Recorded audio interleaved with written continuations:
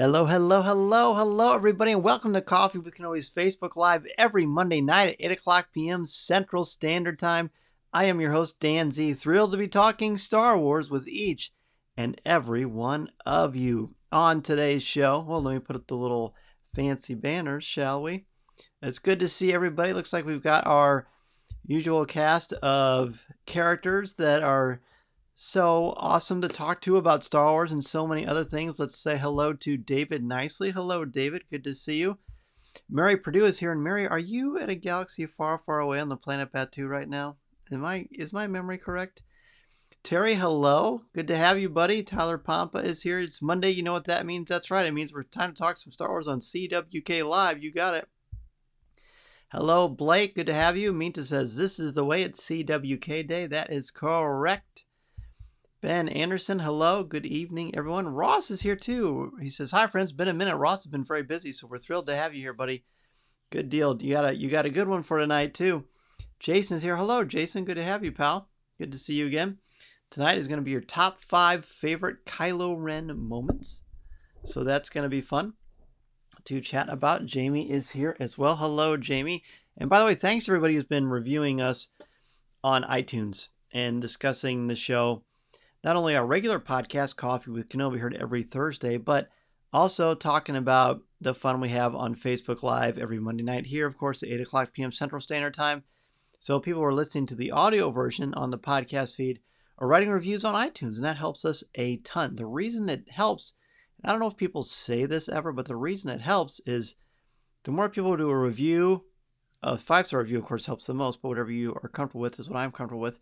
Whatever you put on is that means whenever people search for Star Wars, the more reviews Coffee with Kenobi has, the more likely Coffee with Kenobi will show up on the iTunes feed. So that's why it's an important thing. Okay, let's see. Mary says we are correct. She says we leave tomorrow. We were supposed to leave yesterday, but the storms in Florida canceled our flight. Oh, man, that stinks. Well, I hope you had a great time. I can't wait to hear all about it and see your pictures. Be sure to post them in the CWK Cafe, Mary. That would be great. LJ is here as well. Hello, LJ. What's up, man? Blake says he's watching his Miami Marlins lose in the background. If I'm a bit slow tonight, that's okay. The Cubs have had some struggles for sure, although when Mason and I were just watching now, they were doing better, but we'll see. I'm sure that eventually the Cubs and the Marlins will play against each other, and then we'll have some real fun, won't we? Speaking of fun, let's talk about the Hasbro Pulse announcements that came out last Friday. They had their big online event that they do. So let's look at some of the new action figures and collectibles and things. Let's get that straight. Let's talk about the new action collectibles that Hasbro has announced. We've got Aura Singh and Lando Calrissian Black Series figures. Again, these photorealistic likenesses are amazing. Hello, Brian. Good to have you, buddy. So there are these two, and I know that most of these, the pre-orders already went live. I'm not sure if some of them are sold out or not, so you'll have to let me know. I've kind of tried to cool it personally on the Black Series stuff, but they're great to look at, and the packaging is amazing. So there's those two. And feel free to chime in if you ordered them or were thinking about it. I think these are a highlight. You've got 2 characters from The Mandalorian, including Koska Reeves, which is fantastic. Koska Reeves would be a cool figure to have, I think. Of course, very famous in real life, because of her role in WWE, which is super cool. Let's see. Tyler says, PulseCon was okay. Nothing super mind-blowing. Did pre-order Koska and Tech, though. Oh, cool. We're going to get to that. LJ pre-ordered Aura 2. Blake says, still no Boba from Mandalorian. It's all I want right now. You know what? Surely that's going to happen. Or maybe they're saving it for when the Mandalorian series comes out. I'm really not sure. But, yeah. That will be a highlight, especially seeing sort of a mod. I hope they do like one where he first gets the armor and one when he first paints it. I think both ways would be cool. So, yeah, there's those two. Then we have, on the left, we have Tech. Now we have all of the members of the the Bad Batch, which is coming very soon. Gosh, May the 4th will be here before we know it, so that'll be great, obviously. But, so that's the last member of the original 4 of the Bad Batch, which is pretty cool. I know Tech is, I believe, Tom Gross's favorite one, which is neat. LJ agrees with me that they're going to be holding out for the Book of Boba Fett. I think so, too. Then on the right, we've got Wedge Antilles' X-Wing fighter pilot helmet, which is very, very sharp. And these helmets, the quality on all of them is usually very, very high. All right. So, Blue Leader from Rogue One is coming out. We're going to get his blue X-Wing of the vintage collection, which is super, super cool. And then the figure looks fantastic as well. I really like this character, and I love that they're doing another X-Wing. But again, the more these come out, the better the sculpting, the more realistic it looks as far as movie authenticity or accuracy, screen accuracy. So that is great. So Jason says Tech is his favorite member. Minta says that this freeze. I hope not. Did anybody else's freeze? I think I've got everything running smoothly on my end, but if not, please let me know. It's still running on my end, so I'm optimistic that maybe we're in good shape.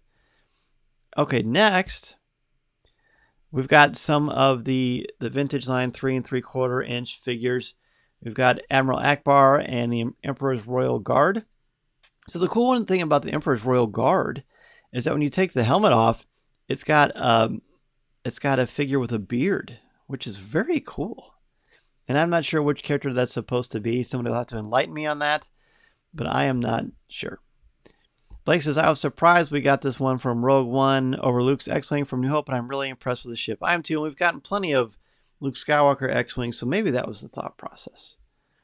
So LJ and Ross are always like-minded folks, of course. Great minds think alike, right? Jason says, it's a trap. I couldn't resist. There you go. I knew somebody was going to say it, Jason, and so I'm glad that you were the first to break the ice on that one. These are, if you like the 3 3/4 inch line, they are marvelous. I mean, the sculpts on these are marvelous. Okay, Minta is back. Good. I'm glad. That's good. I was afraid it was frozen on this end. We hopefully fixed those things over here, but you never know. So Blake says it's the best looking Akbar figure to date. I think it's really sharp looking as well. Let's go on to the next two. We've got Han from Endor in that classic camo full-length coat. And then, of course, Luke Skywalker from Hoth. And if you look at the detailing on that one, especially down in the pants and the boots, really, really marvelous. And you can almost see him hanging upside down in the Wampa's cave based on that sculpt alone. The photorealism is amazing. Mason is here. What's up, buddy? Good to have you. Mason, look at this one. On the left, this is the battle droid from Naboo that is from Battlefront 2, Star Wars Battlefront 2, which we play quite often. Mason has discovered that BB-9E is like the secret weapon. And if BB-9E in the movies was the way he is in Battlefront 2 and Mason plays him, I don't think the Resistance or the Rebellion would have stood a chance because he is such a powerhouse. But that's not the figure we have. We have the darker battle droid. I think is really cool looking. And then we've got the Purge Trooper. The Purge Trooper, what does it say? Electro Staff Purge Trooper? Yeah, from Star Wars Jedi Fallen Order. Very, very nice. Again, these are the 3 3/4 inch line. Very, very nice looking. Those are particularly nice looking, I think. And it's cool because they're from the video games. And then we've got Star Wars Jedi Fallen Order, the Scout Trooper, with kind of a unique variation on the armor itself. So there you have it. Some really fun stuff from Hasbro and PulseCon. Personally, I was hoping for more retro stuff. But either way, it's cool. It's cool, right? It's fun. It's still fun to see the new sculpts and new things and to see people get excited about all these wonderful things. I mean, Star Wars and collecting, I'd obviously just ask Steve Sansweet about that, a former guest of Facebook Live here every Monday night. But there's just so many great things to be excited about if you are a Star Wars collector. So let's go ahead and jump into our top 5. Tonight's top 5 is your top 5 favorite Kylo Ren moments. This should be fun, I would say. I mean, Kylo Ren is certainly an interesting character, maybe sometimes a little bit divisive, but you certainly can't deny that he's compelling. So let's go ahead and give our top 5 favorite Kylo Ren moments. Here we go. My number 5 favorite Kylo Ren moment. I don't want to spoil anything. Okay? But I will say this. On Rise of the Resistance, the amazing attraction both at Walt Disney World and soon Disneyland, it's been on Disneyland before, you have Kylo Ren is all throughout this ride, but there's one moment that's very surprising, and the effects on it are incredible. If you've been on the attraction, you know what I'm talking about, so I won't spoil it here, but suffice to say, there's a Rise of the Resistance Kylo Ren surprise that is amazing. And that's my number 5. It's a very, very cool Kylo Ren moment because it shows how scary and fearsome he might be. Number 5 for Mason is when Rey and Kylo fight from far away in The Rise of Skywalker. Even though they're not actually on the same planet together, they still are fighting through the mystery of the Force itself. Ross is number 5. More from his Last Jedi, his ultimate rage and obsession shining through. Absolutely. LJ says, I can't wait to finally get on that ride in June. LJ, I can't wait to hear you talk about it, man. Number 5 for Tyler. We're not done yet. His fight against Finn in the Force. I love him fighting through the wound and the brutalness of his fighting style, which is certainly on display. Jason, number 5, relentlessly giving the order to fire on Luke at the end of The Last Jedi shows the depths of his hate and how far into the dark side he's gone. Yes. Number 5 for Minta, when Kylo slashed the controls in The Force Awakens. Yeah, he's just so unpredictable there, and it's a little scary and intimidating, which is pretty fun, actually. So that's good. That's a good one. Number 5 for Blake. Him freezing Rey outside that cantina in The Force Awakens. It was a really hardcore bad guy moment. Oh, yeah. Yeah, that was like early on. Well, not early on. Towards the beginning of the end of that film. It was pretty intense. Number 5 for Ben. Interrogation of Rey. I love the reveal where he takes off his mask in his first interaction with Rey. That's a good one, too. I hadn't thought about that one for Kylo, but it is a good one. Number 5 for Mary. The connection between Rey and Ren when she's in his cabin. Oh, cool. Number 5 for Brian. When he tries to use the Force and pull the lightsaber from the snow in The Force Awakens and you think he will get it, then it flies past him into Rey's hand. Another one where I could go either way with whether that's a Rey moment or a Kylo Ren moment. Either way, they're both obviously front and center. And very exciting for sure. All right, good. There's our number 5s. Let's go ahead and jump into number 4. Number 4 for me is the Kylo intro with Poe. So seemingly not much to see there, but we do get to meet Kylo Ren for the first time. We see how intimidating he is. He freezes that laser bolt in the air, or that laser blast in the air.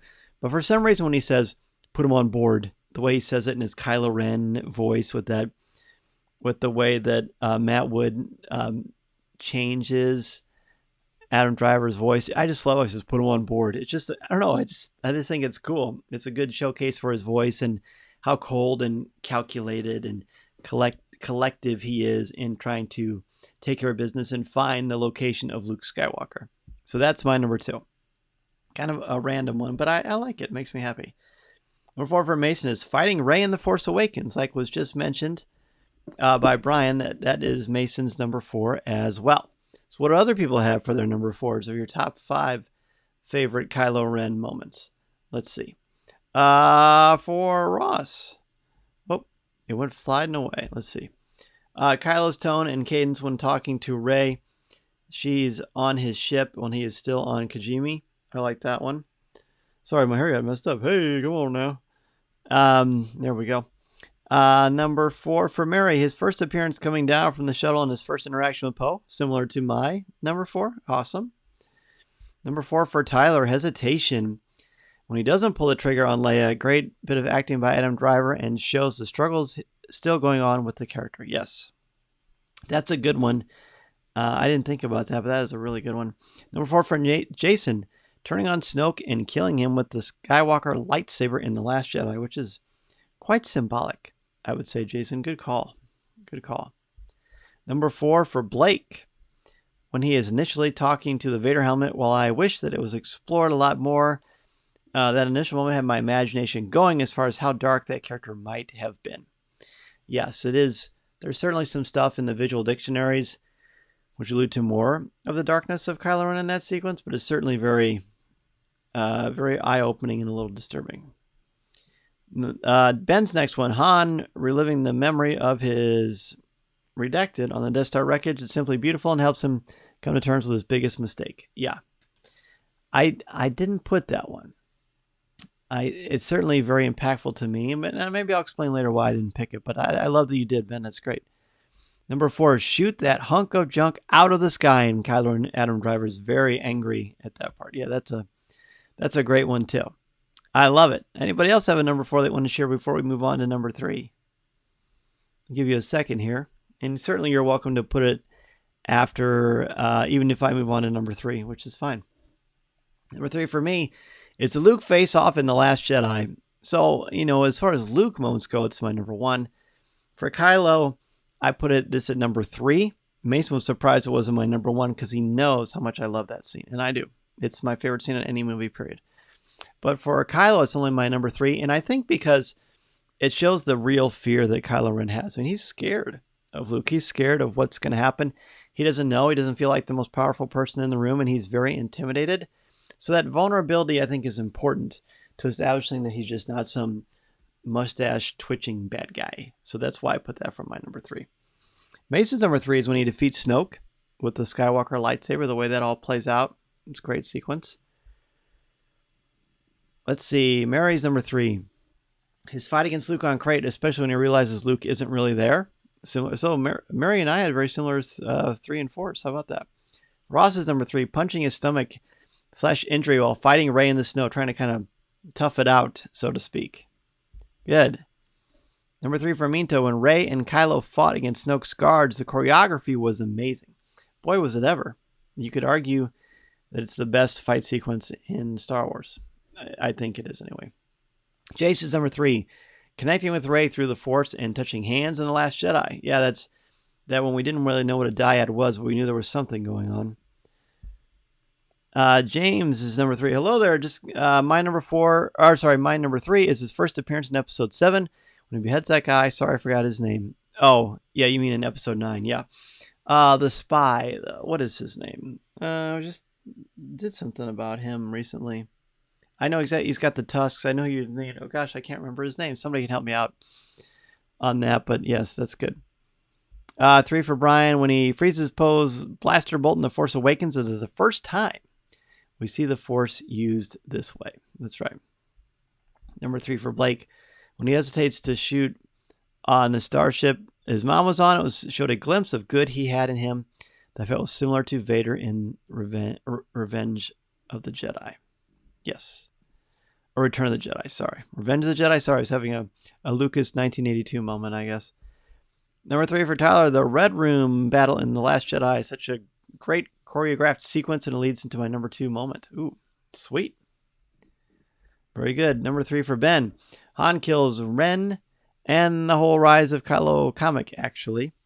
Soul writes that moment so beautifully. Also, can't believe I don't have the Luke face-off in The Last Jedi on my list. I almost put something from the Rise of Kylo Ren comic book in there, mostly when Luke is fighting those Knights of Ren and he says, "This is Jedi Master Luke Skywalker," and Ben is younger. I love that. I personally didn't put any Ben moments because to me, Kylo Ren and Ben are different. Not to the extreme that Anakin and Vader are. That's very, very different. But there is some difference there. So that's why I didn't put Ben. But I mean, I don't think you could go wrong with what you said for sure. So that's good, Ben. I love it. Good call, buddy. Good call. All right, let's jump into number 2. Number 2 of your top 5 favorite Kylo Ren moments. Number 2 for me is the Snoke defeat. The way he coolly and very calculated, the way he turns that saber and completely distracting Snoke, and then he ignites it, kills Snoke, and then the lightsaber comes across and Rey catches it, and then you realize they're going to team up. Oh, goosebumps just now thinking about that. I'll never forget when I saw that with Deanna for the first time when she looked at me and she says, "Wow, this is awesome." I was very fired up because I knew if she was hooked, everybody else in that theater was hooked. We were having the best time. It's an electric moment. It's absolutely an electric moment. Number 2 for Mason is Rey gives Ben a lightsaber from behind her back in The Rise of Skywalker. Yeah, that was cool. And he goes like that. Suddenly, Kylo / Ben has it, and he does the famous shrug. Boom. Action. Good stuff. All right, let's see what other people have for number 2. Mary cutting down Snoke and then joining with Rey to fight Snoke's guards, asking Rey to join him.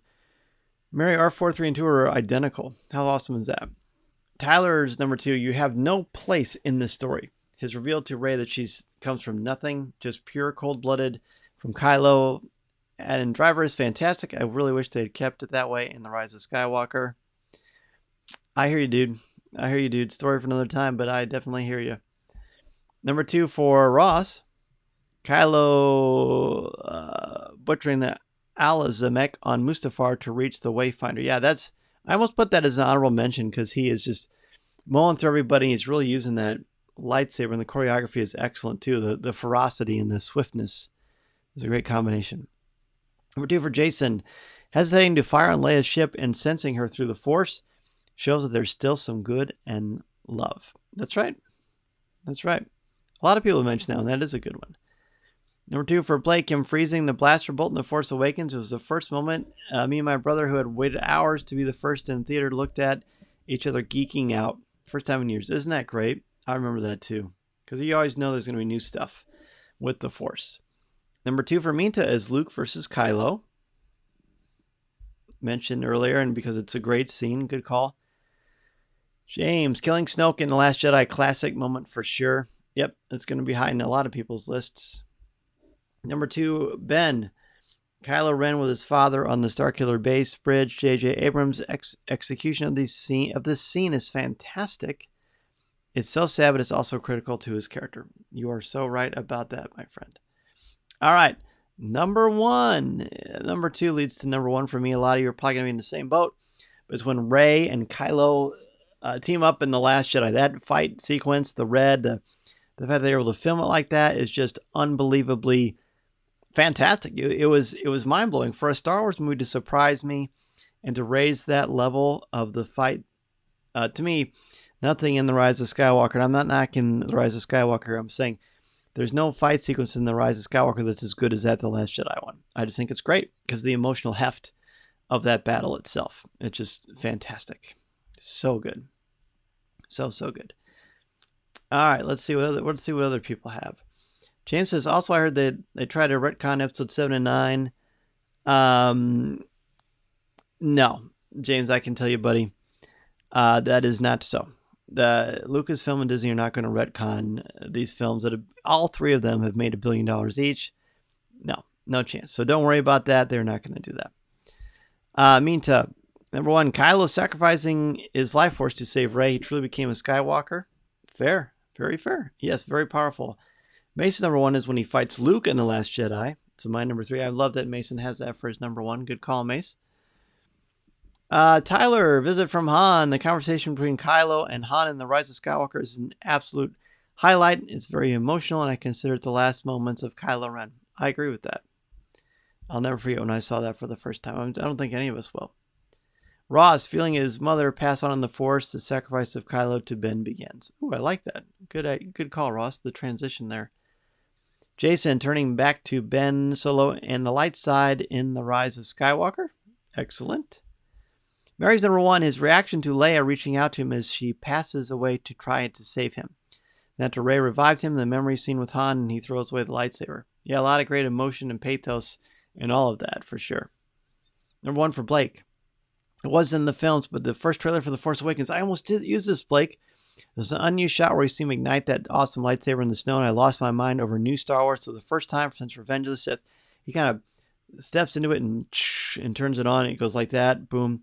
I almost put that. You'll have to ask Mason, but I had that on there, and then when I was making my list, I forgot, and I already made these little scenes, so I wasn't going to go back and change them, but I love that sequence too. Number 1 for Brian. Excuse me. Was only seen in the first trailer for The Force Awakens. The one that was just mentioned. Igniting those cross guard blades. Yep, that's great.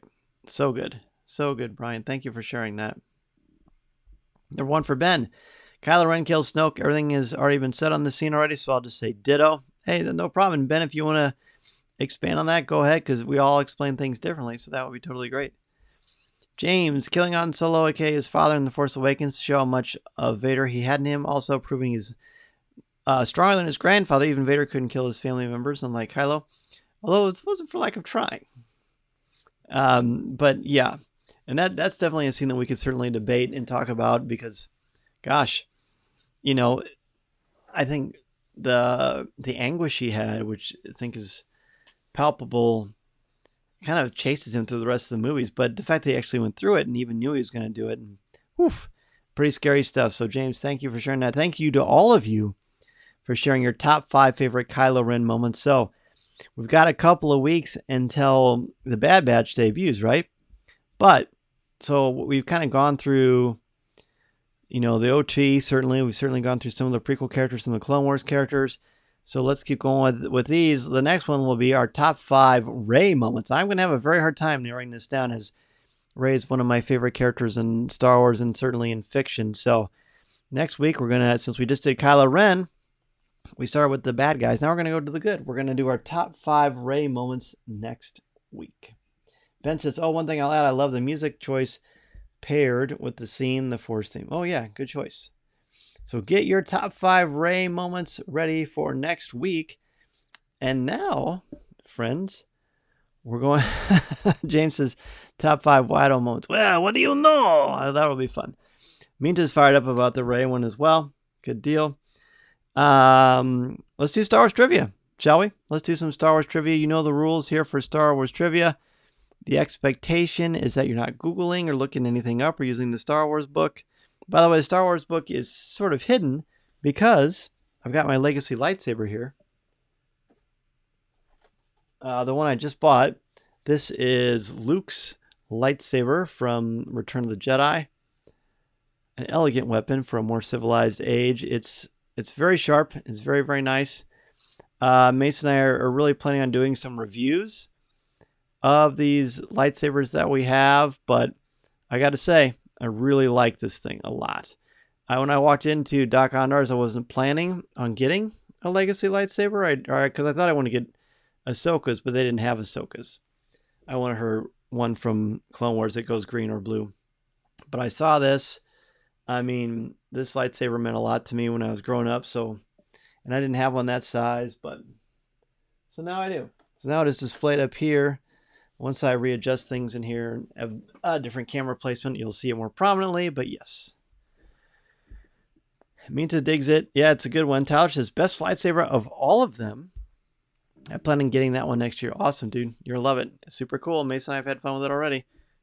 Speaking of fun, time for some Star Wars trivia. Just think about it. If you get it wrong, don't worry about it. I'm sure I would get plenty of these wrong too. In fact, I know that I have. I was looking at these questions earlier. I'm like, gosh, I don't know that one. So let's see if you do. Here we go. Question number 1.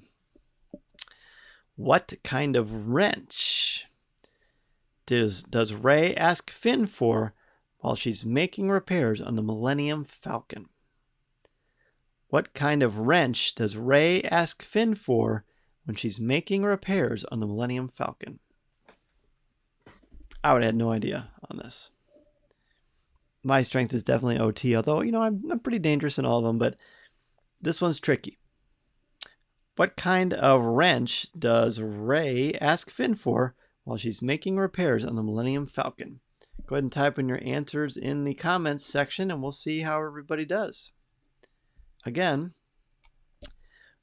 which kind of wrench does Rey ask Finn for while she's making repairs on the Millennium Falcon? This is the most original one. Quacking Monkey Lizard Wrench. Ben says 5 Ace. Jason says, I don't remember, but it's going to be one of my top 5 Rey moments. And Tyler has no clue. I'm telling you, I had no clue. Mason, I'll let you chime in as well, pal, but I don't know. I didn't know this one. I will say it's the last name. The wrench is the last name of the second. Oh, sorry. When we did Rebels Reactions, at one point, someone took over for us that I really is a good friend of mine that I trust. And it's his last name is actually the name of this wrench. So if you know the guy who took over as the host of Rebels Reactions when Corey and I passed that along, now he's the co-host of Star Wars Reactions. His name is Aaron Harris. The name is Harris Wrench, and I gave you a clue because it says Aaron Harris. A random normal wrench, the one on the left, the one I am pointing to, Jar Jar Wrench. No one knew this one, but it was very clever. I liked all the answers, but the answer is a Harris Wrench. Okay. Well, we start off by stumping everybody. Okay. And that, it would have stumped me as well. Okay. Which kind of man does Balatik proclaim Han Solo to be on the freighter? Which kind of man does Balatik proclaim Han Solo to be on the freighter? That was a boring one, I know. The wrench one. So, which kind of man does Balatik proclaim Han Solo to be on the freighter? No prisoners. That's right. Hey, that's right. I like this attitude. We're all tied still. Absolutely.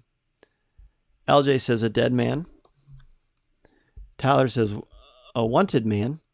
Ben says a dead man. Brian says a dead man that tells no tales. James says a dead man. Justin says a dead man. Minta says a dead man. Mason says a dead man. Ross says a dead man. I'm noticing a pattern. I am definitely noticing a pattern. So my phone keeps buzzing because the Cubs are getting beaten now 5-1. Bummer. I'm going to have to turn that phone to mute so we won't be depressed. Dead, his game is getting old. That's right. The answer is dead. He says you're a dead man. Good job. See, now we're not tied. Everybody has gained a point there. Very good. Okay. Whose methods for training First Order Stormtroopers are questioned after BB-8 escapes them on Jakku? Whose methods for training First Order Stormtroopers are questioned after BB-8 escapes them on Jakku? These are all very The Force Awakens heavy, these questions. But whose methods for training First Order Stormtroopers are questioned after BB-8 escapes them on Jakku? Ross says Phasma. Ben says no one says it as cool as Baltique. That's true. LJ says Hux. Jason says Phasma. Minta says Phasma. We're losing 3-1. Yeah, through our force bond, you feel the pain. Yes, it's not pleasant, is it? Brian says Hux. Mary says Phasma. Justin says Hux. Mason says Phasma. Did I miss anybody? Let's see. No, I got everybody in there. Okay, I will say half of you got it right. Ben says Hux. James says Phasma. The answer to whose methods for training First Order Stormtroopers are questioned after BB-8 escapes him on Jakku? The answer is General Hux. Kylo Ren questions General Hux. Matthew says, sorry I'm late. No problem, buddy. No sorry necessary. We're very glad to have you. Okay. There you go. I'm going to try to find one that's maybe not The Force Awakens focused. Let's see. Oh, these are all Force Awakens. Let's see what's on this. I'm just going to, the first question I see, I'm going to ask it to all of you. Okay? Oh, boy. Okay. I'm a man of my word. I said the first question I saw I was going to ask you, and the first question is, how many blades are there on Kylo Ren's lightsaber? How many blades are there on Kylo Ren's lightsaber? That's the question that was on the card. So that's the one I'm going to ask you. Man of my word. How many blades are there on Kylo Ren's lightsaber? Here's Jordan for 3. 3. Everybody's saying 3. Jason, Mason, Ben, Ross, James, Matthew, Minta, Tyler, Justin, Jamie. I'll say 3. Yep. Anybody? No one's going to have a silly answer. Kudos. Of course the answer is 3. Yeah, I told you. That was an easy one. Okay. Let's see. As seen from space, which planet is surrounded by a dramatic ring of rocks? There you go. Ooh, Mary had the fancy answer. 1 blade with 2 exhausts coming out. Very good, because of the cracked kyber crystal. Very good. As seen from space, which planet is surrounded by a dramatic ring of rocks?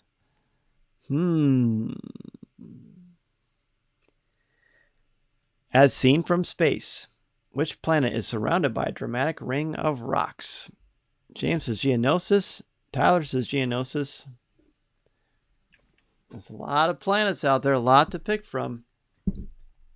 But James and Tyler so far say Geonosis. Minta says Geonosis as well. Brian says Geonosis. Matthew says that one. LJ said Liz, it's the 1 blade and 2 exhaust ports because Kylo can't build a lightsaber because he's a loser. There you go. Subtle, Liz. I like it. James says Geonosis. Mason says Geonosis.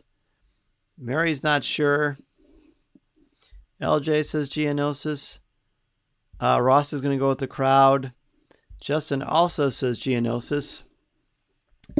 And the winner is none of you. The answer is Dakar. D''Qar. Where the Resistance base is in The Force Awakens at the end, Dakar. Yep, that is the planet surrounded by a dramatic ring of rocks. What are my lifelines? We're your lifelines, and none of us knew it, so we're all in trouble, I guess. Let's see. I'm going to flip this around and try to find one that is not The Force Awakens. I'm really surprised how many of these are The Force Awakens. Ah, here we go. Here we go, friends. Right, everybody's like, what? Jason had it, but he changed it. Always go with your first instinct, pal. Yeah, I know. It was a hard one.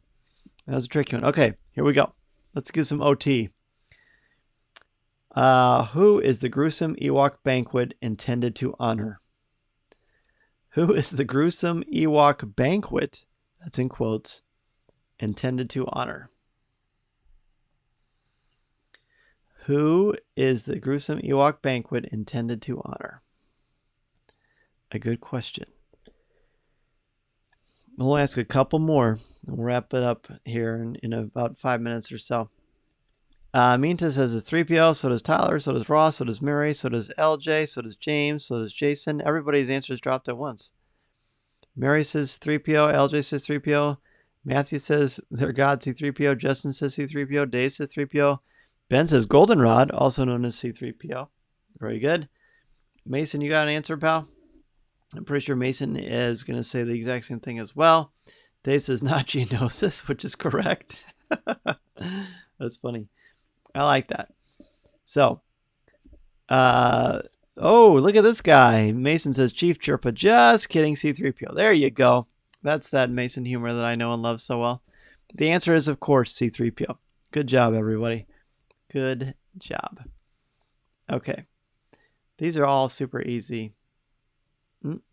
Oh, here's a fun one. This is going to be the one we're going to... Nope. Yeah. No, this will be the one we end on. Okay.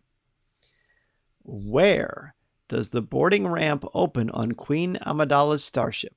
The left, the right, or the rear? Did we do this question before? I don't think so. Where does the boarding ramp open on Queen Amidala's starship? The left, the right, or the rear?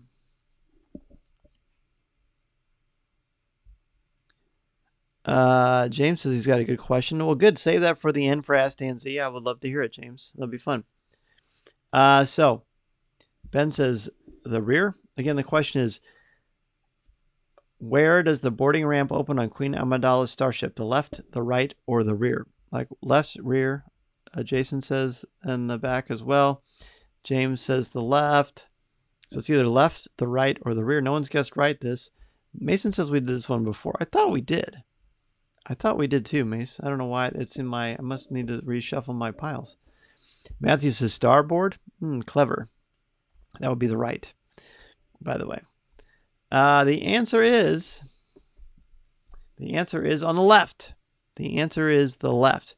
Amidala's ramp opens on the left. Okay, since we did do that one before, I thought we had. I knew Mace would remember. Brian says it opens on the left in Phantom Menace and then the rear in Attack of the Clones. Oh, because they're separate ships. They're different ships. But that's good. Kudos to you for catching that, Brian. Right on. Okay. Let's see. I want to give one that's challenging. Nah, that's not possible. All right. There are two answers to this question. I'll accept either one. Here it is. Who informs Yoda, I've become more powerful than any Jedi, even you? Who says that? There are two possible answers. I've become more powerful than any Jedi, even you. Ben says I was thinking Attack of the Clones scene in the beginning, so that makes sense. Thanks. You bet. Yep. There's two different ships. So again, the question is, who informs Yoda I've become more powerful than any Jedi, even you? Neil's here. What's up, man? Good to have you. He says Annie. Ross says Dooku. LJ says Dooku. James says Dooku. Matthew says Sidious. Dave says Dooku. Jason and Mary say Dooku. Minta says Dooku. Count Dooku / Darth Tyrannus. Neil says Dooku. Mason says Dooku. After you say the name Dooku a bunch of times, it starts to sound different. Brian says Dooku. The answer, of course, is Count Dooku / Darth Tyrannus. So there you go. Jumped in with the wrong answer immediately. Hey, man, it's kind of beautiful that way, isn't it? I love it. I love it. By the way, be sure to follow Neil on Twitter. He's very entertaining. I will say that for sure.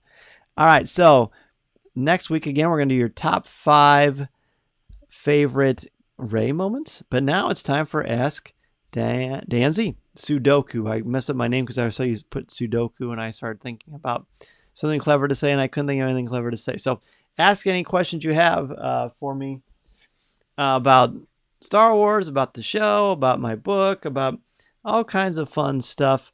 This is your chance to do so. We're actually working on something to add to the CWK lines to our Patreon page, where this is going to be more of a regular feature. So stay tuned for that as we plan that out. But if you have any questions for me, this is the time to ask them. Let's get that. Where's the sound here? Let me turn up the sound on this baby. There we go. Well, it's been very, very fun chatting with each and every one of you tonight. Every Monday night at 8 o'clock p.m. Central Standard Time. Naturally, if you missed the show here, you can listen to the podcast feed, which I post later tonight. And then you can get the show on YouTube, Instagram, or, of course, on Facebook. Minta wants to know my thoughts on the Falcon and the Winter Soldier. It's amazing. It's not the same as WandaVision, and I don't think it has to be. But I love it. I love the town. It gets more and more intense every episode. And the last one was mind-blowingly good. Absolutely mind-blowingly good. What's a good name for my wife's new Disney podcast? Well, that's a good question. I don't know. What does she like? What does she like about Disney? That's a tough one. I like that question, though. How do you get the top fan designation? Ben, I think you have to post a lot on Coffee with Kenobi's Facebook page. I think that's what you have to do, and like a lot of stuff. I think that's how you do it. Dave says, are you okay with my Brewers crushing the Cubs? No, Dave, I am not. And how dare you bring that up on a fun, happy Star Wars hour? No. The Brewers, oh man, they're my kryptonite. And they're obviously the Cubs' kryptonite, but I don't expect the Cubs to do much this year. Tyler wants to know, I've been handling the Cubs' losing streak. It's been rough to watch. I expected, for the first time in 5 years, I thought this was not a year they would contend. And they would live and die by the home run. And so far, that has held true. I wish I was wrong about that, but it doesn't seem to be so far. But it is only April, so a lot can happen. James says, who are the original trilogy characters not to die in episode 7, 8, and 9? That had that question had earlier. Not to die. Well, that's kind of a long list, but there's also some that... Oh, you may have to reword that for me, buddy. That's a good question. LJ, have a great weekend. Excited about Phoebe Waller-Bridge in Indy 5. I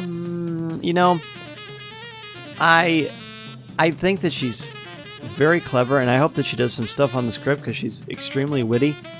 But I don't know how that's going to fit. I have faith in Lucasfilm and James McAvoy. Not James McAvoy. But James Mangold, I mean. But as long as it's got Harrison in it and John Williams, I'm sold, man. What about you? Are you fired up for that too? We're certainly going to cover a lot of indie stuff.